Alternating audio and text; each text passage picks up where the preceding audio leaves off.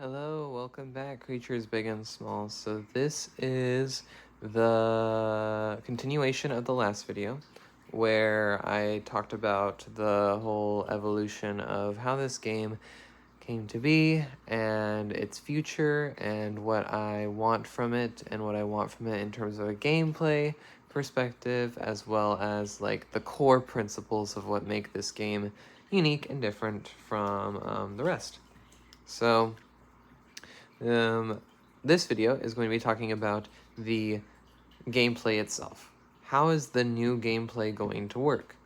So I talked about it a little bit in the last video, but just to recap, so you have creature cards, which are cards that require a certain amount of resources in order to make. All creatures are going to be using the same resources from now on. So instead of the different resources like we have here, water and land, we now, they will still have their types. So this will be water type, this will be land type, but they will use the same energy source. All of them will use the same energy source. And then on the cards themselves, on the creatures, they have two values. One is their like attack or their power, and then the other is their recycle value. Recycle value, you turn it in by discarding it from your board, so you've already played it, but if you're like, I'm not going to use this anymore, then you recycle it, get its recycle value, and let's say these are your resources.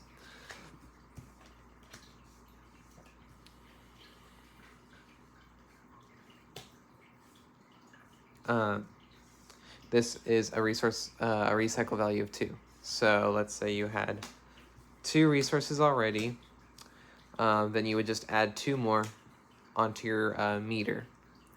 Another core principle of the game is that you can only have 5 creatures present on your board at once, so 1 in each of these slots. So you can only have 5 total creatures on your board at once.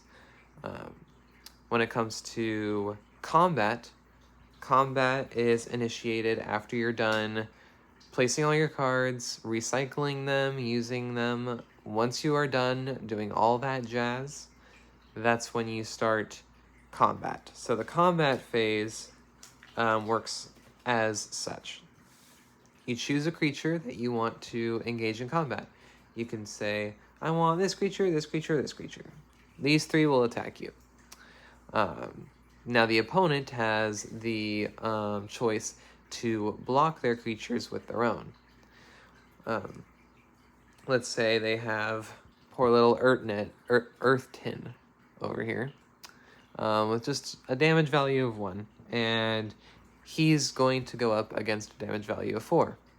Well, the 4 wins, so Earth Tin would then be sent to the opponent's discard pile after blocking, and then the damage, that's it. There's no carry-on damage after that.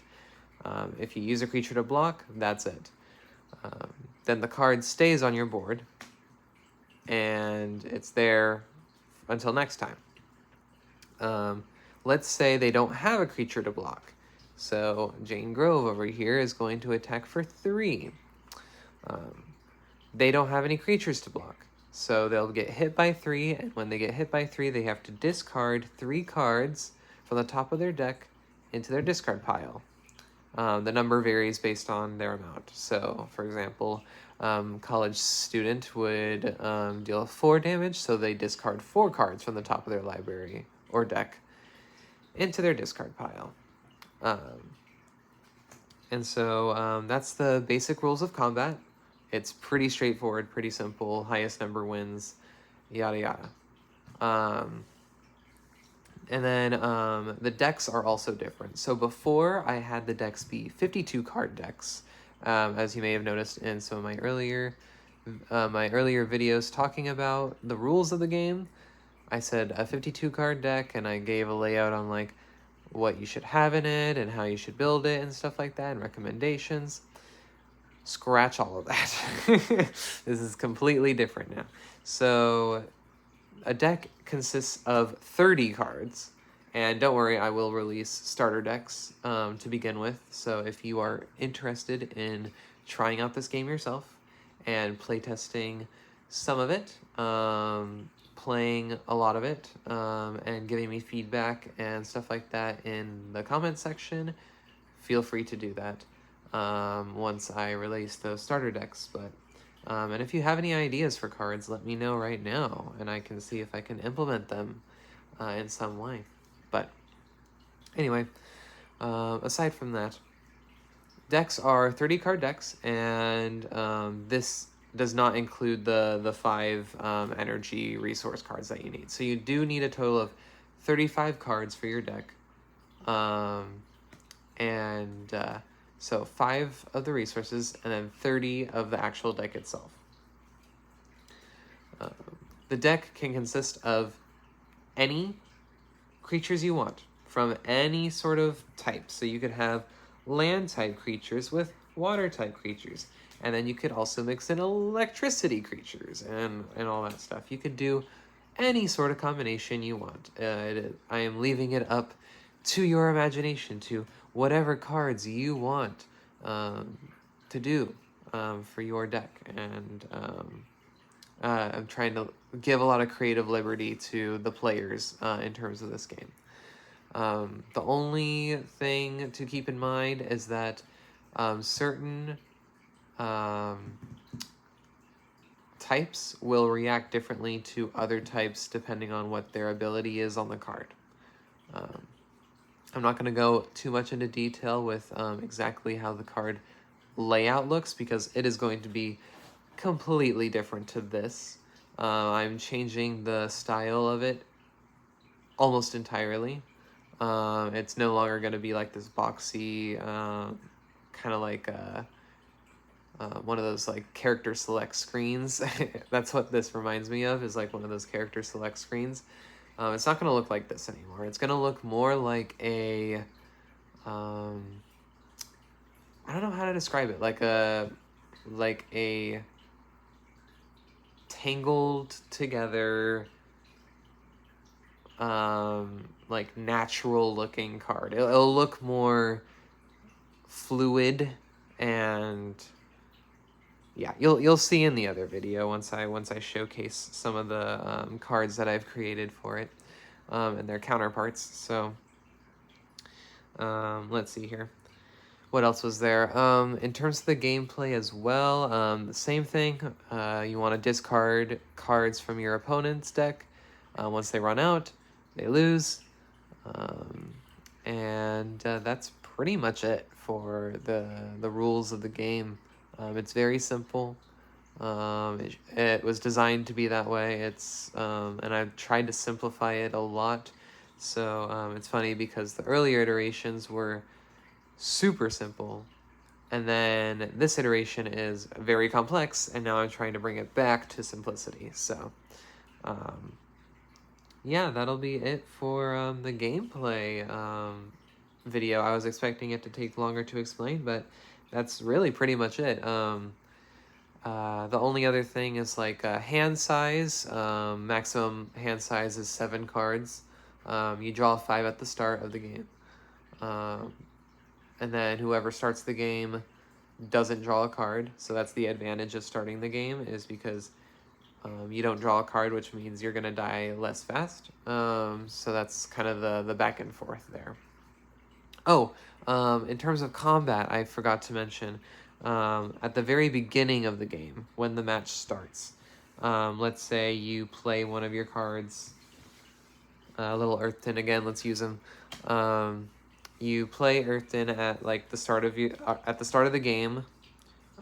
No players are allowed to attack on their first turn in the game. So after that, it's fair play. So you have 1 turn to make your defense, make your attackers and stuff like that. Everyone gets that chance.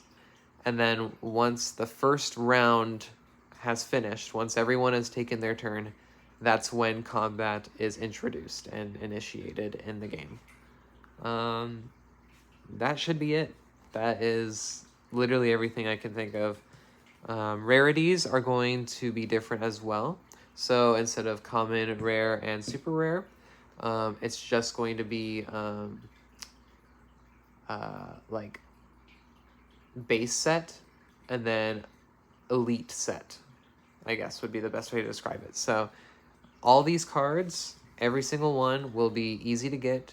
They'll have the same amount of chance all the way through in every card pack that I'll release for it. But the host cards will be returning in this version of the game. And if I can find those host cards, that would be great.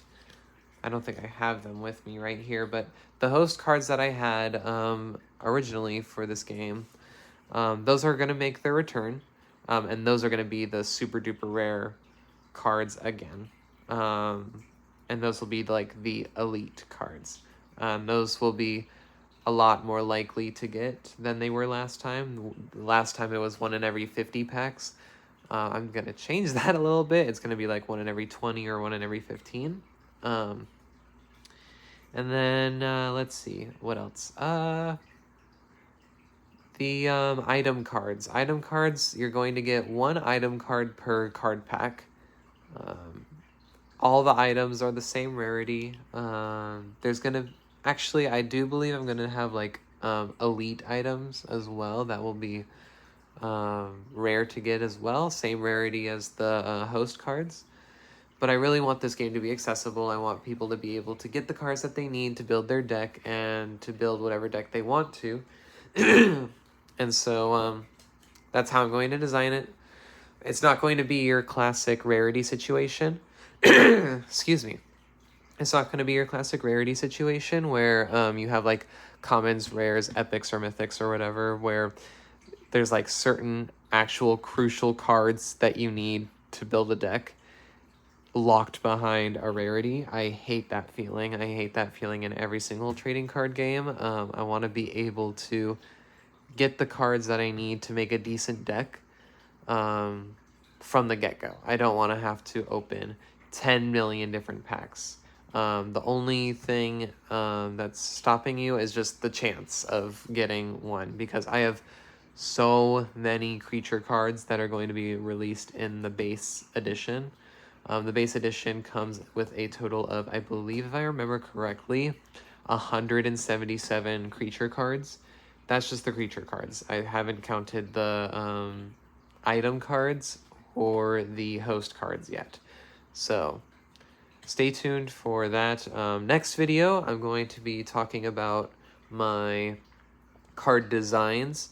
I'm going to show you some of the card designs, and hopefully it'll spark your interest, and because I'm really proud of the designs and how they came out. So I really hope that it translates well onto the screen, and that you guys enjoy the new version of the format. And I think it'll be a lot easier on the eyes. You'll know exactly what the creature does at first glance and stuff like that. So yeah, I'll see you in the next one. Have an amazing day.